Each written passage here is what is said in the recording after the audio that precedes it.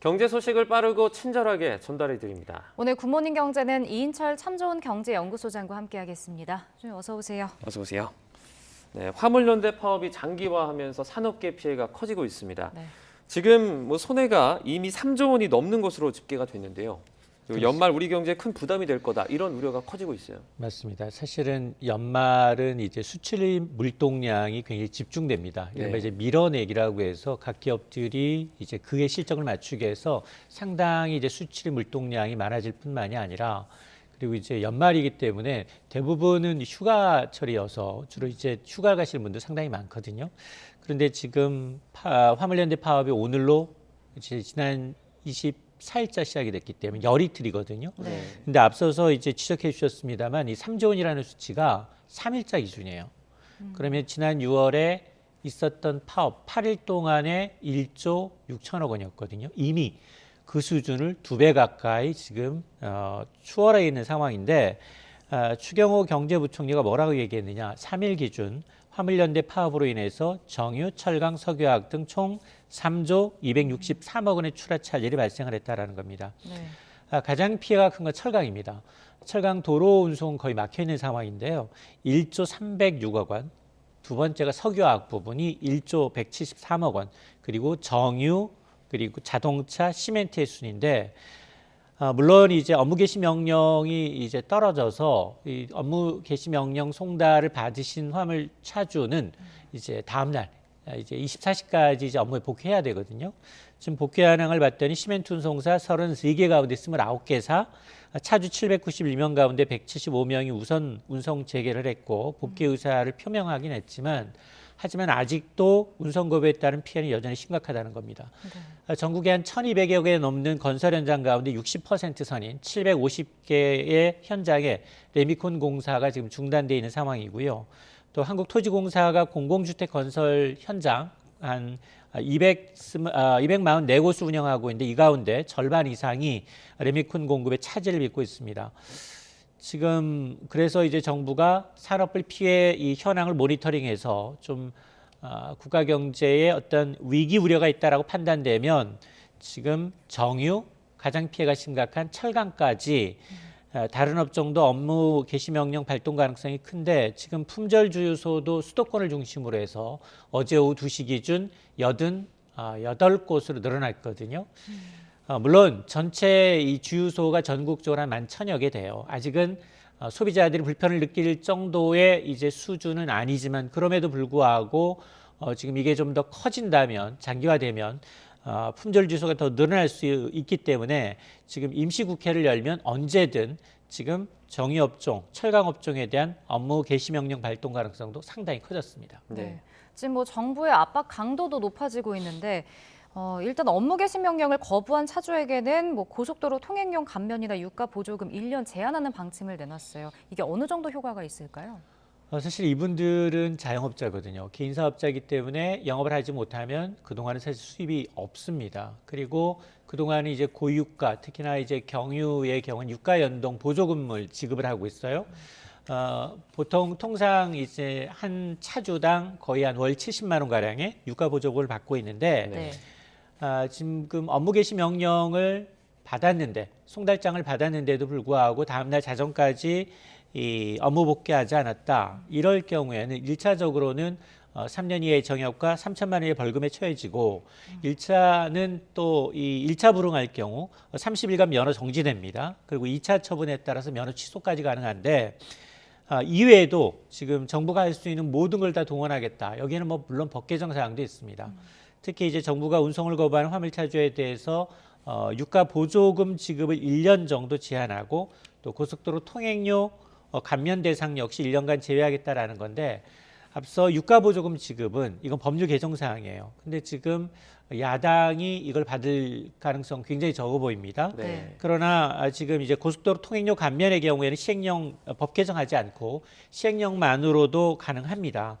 근데 지금 어떤 현상이 발생을 하고 있냐면 업무 개시 명령을 받고 이제 속속 이제 업무에 복귀하는 조합원들이 늘어나니까 이를 네. 방해하는 행위가 나타나고 있거든요. 그래서 아마 공정위까지 나타나고 있는 상황인데 정부는 지금 화물연대가 이렇게 공정거래법상 부당한 공동행위에 대해서는 현장 조사를 통해서 책임을 묻겠다라는 겁니다.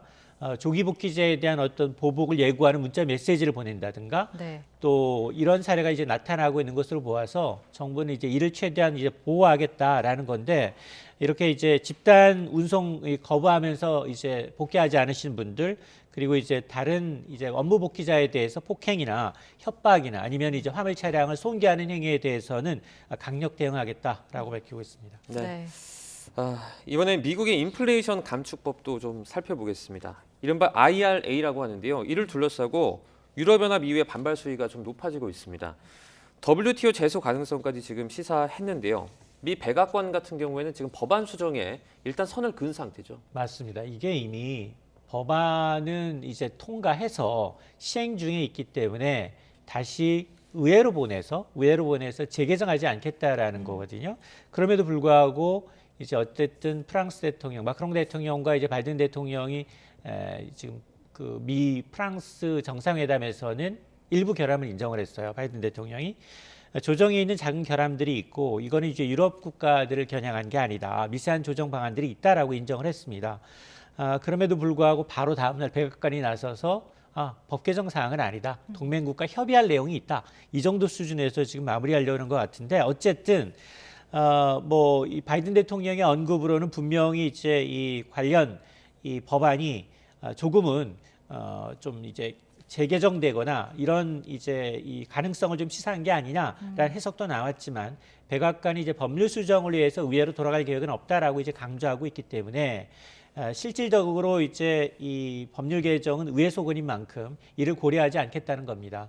아시다시피 이제 IRA 미 인플레이션 감축법은 기후 대응 차원에서의 온실가스 감축을 위한 대규모 투자법입니다. 이게 핵심이지만 네. 그러나 그 내용 중에는 북미산 전기차의 구매 한에서만 최대 7,500달러, 한 1,000만 원 가량의 보조금을 주는 내용인데 이걸 담다 보니까 뭐 유럽연합이라든가 일부 일본 그리고 한국의 자동차들이 역차별받고 있다라는 논란이 커져서 사실 우리한테 와서도 똑같은 얘기를 했어요. 네. 한국이 굉장히 이제 미국의 우호적이고 굉장히 일자리 창출에 기여하고 있다는 부분을 분명히 반영하겠다라고 얘기를 했기 때문에 아마 시행령을 통해서 아마 유예 정도는 갈 수 있겠지만 다시 법 개정을 위해서 의회로 유턴하지는 않겠다라는 것이어서 이미 이제 중간 선거 한 고비를 넘었기 때문에 아마 이제 이 보조금 혜택을 주는 방안에 대해서는 아마 유럽연합이라든가 그리고 이제 이 일본, 한국의 경우에는 어느 정도 이제 융통성을 발휘할 가능성 좀 커진 것으로 좀 보입니다. 네.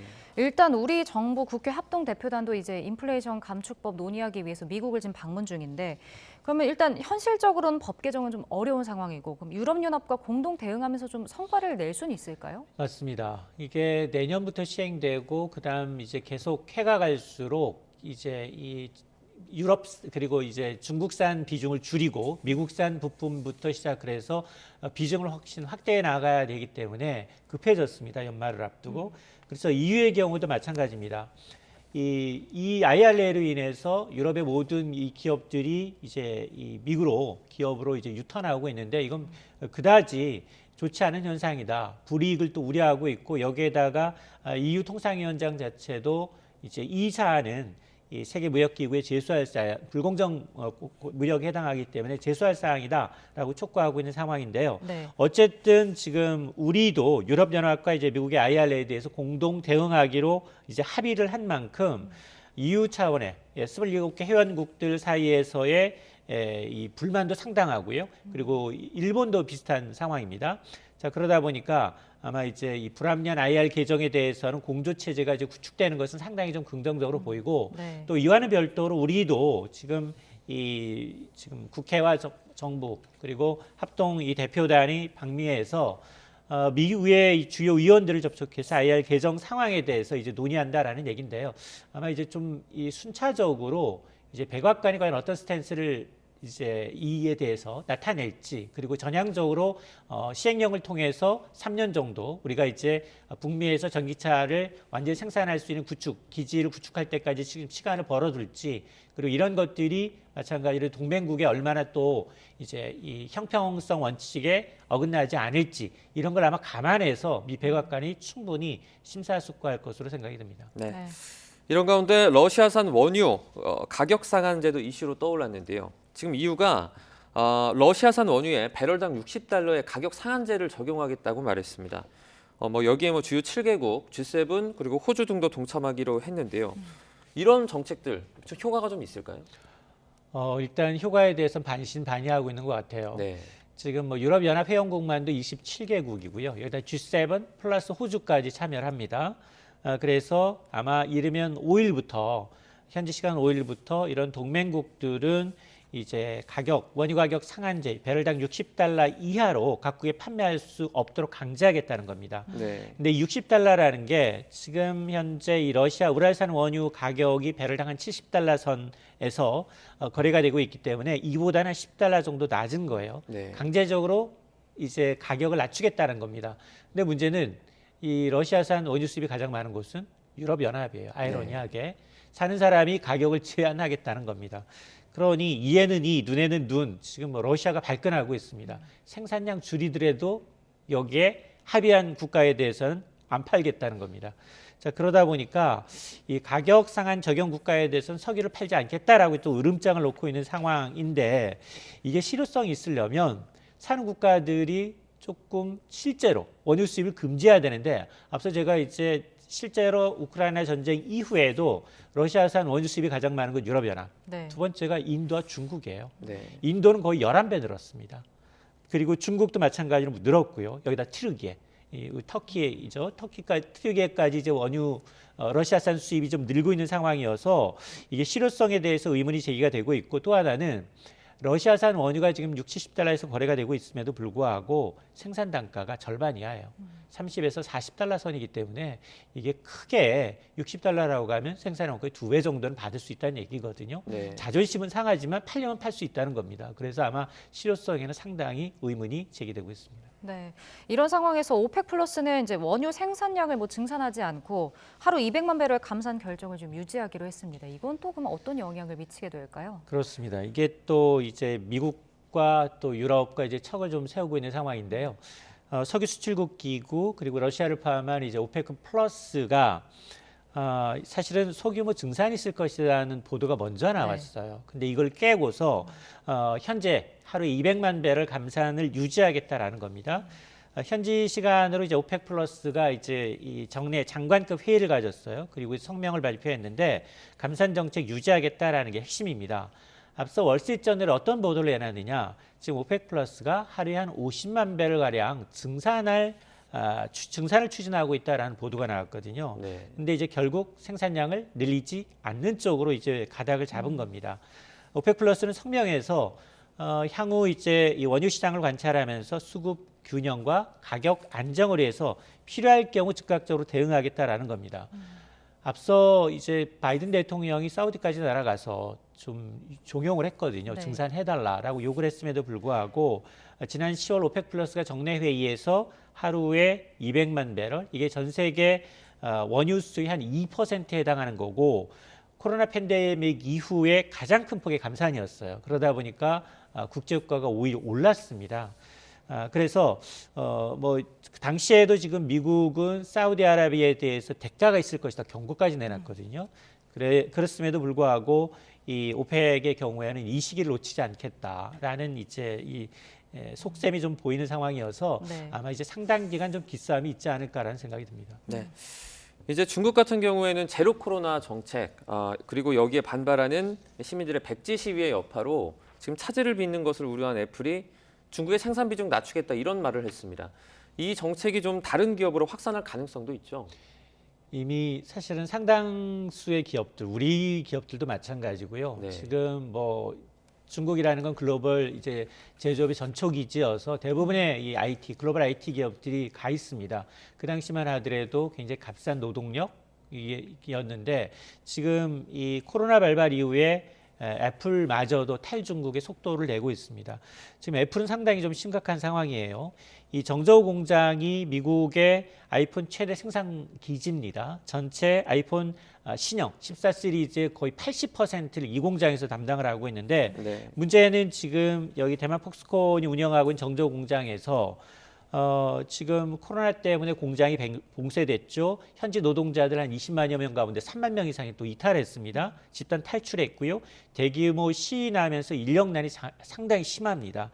자, 그러다 보니까 올해 생산된 아이폰 생산량이 거의 한 600만 대가량 차질을 빚을 수 있다라는 분석까지 제기가 되고 있어서 중국에 대한 의존도를 빨리 빼야 되는 상황이에요. 자, 그러다 보니까 지금 그러면 중국에서 빠면 어디 갈 거냐가 문제거든요. 거론되는 게 바로 인도, 베트남입니다.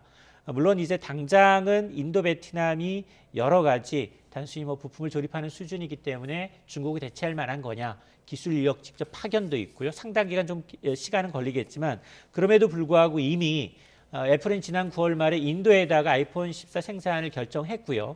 그리고 또 그 아이패드는 베트남에서 생산을 하고 있습니다.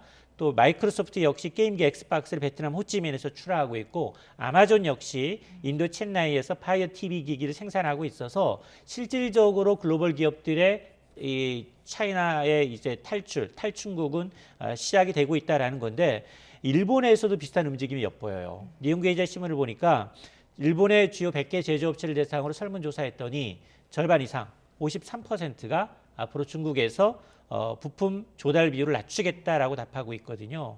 이렇게 탈중국을 할 경우 그러면 문제가 뭐냐? 해결해야 될 주요 과제로는 물류비가 오른다라는 점, 그리고 이제 전문 인력이 좀 부족하다라는 점을 들고 있는데 그럼에도 불구하고 탈중국을 통한 어떤 이제 다변화, 제조업 공장의 다변화는 글로벌 추세인 건 분명해 보입니다. 네. 네. 네, 그럼 중국의 이렇게 봉쇄 조치, 반발 시위에다가 내년 중국 경제도 좀 성장이 둔화할 것으로 예상되는데 사실 우리의 최대 수출국이 중국이잖아요. 우리 경제에도 좀 영향을 미치지 않을까요? 그렇습니다. 어제 이제 한국은행이 2023년 글로벌 경제 이 전망을 내놨어요. 봤더니 내년에 미국, 유럽, 중국 주요 경제국이 이제 동반 침체한다. 그러면서 신흥국 경제도 영향을 미칠 수밖에 없다라는 겁니다. 네. 근데 그 이전과는 좀 많이 다르다. 그 위기 시에도 누군가 해결자가 있었거든요. 예를 들어서 2008년 글로벌 금융위기 회복 과정에서는 오히려 신흥국이 보탬이 됐어요. 신흥국이 선진국의 부진을 보완했다면 근데 지금 2012년 이제 남유럽발 재정 위기 당시에는 미국이 당시에는 잠재 성장률을 웃도면서 세계 경기 회복을 견인했다면 이번은 좀 분위기가 다르다는 겁니다. 네. 이번에는 이제 이 회복 국면에서의 이전의 양상과는 좀 달라서 각국의 정책 공조를 좀 기대하기 좀 어려워졌다라는 거예요. 그러면서 중국 경제도 당분간 회복이 쉽지 않다는 겁니다. IMF는 내년도도 중국이 4% 그리고 2024년에도 5% 성장하지 못할 것이다라고 보고 있거든요. 자, 그러다 보니까 과거처럼 각국의 적극적인 공조 노력이 기대하기 어려운 만큼 이런 하방 위험에 대해서 좀 현실화 있게 우리가 좀 대비해야 한다라는 제언을 한국은행이 하고 있습니다. 네, 알겠습니다. 오늘 굿모닝 경제는 여기까지 듣겠습니다. 이인철 소장과 함께했습니다. 고맙습니다.